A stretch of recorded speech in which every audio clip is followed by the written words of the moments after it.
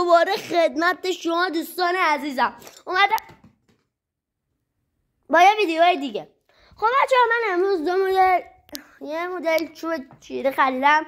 چوبا که چینی‌ها اینجوری میخورن خریدم و میخوایم اینا چون ماکارونی نداشتیم با چوب تستش کنیم. با سیب زمینی تستش کنیم. بچه‌ها تا سیب زمینی درست میشه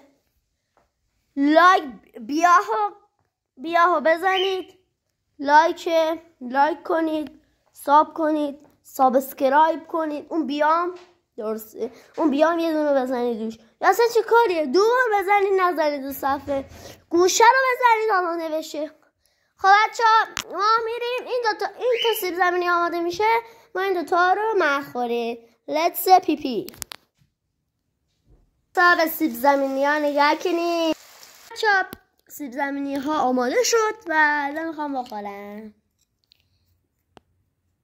چجوری رو بگیرم؟ بلد نیست.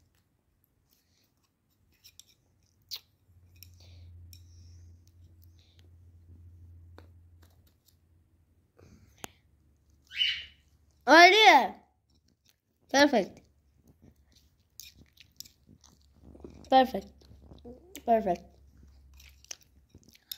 بچه عالیه. سیب زمینی عالیه با این عالی نی.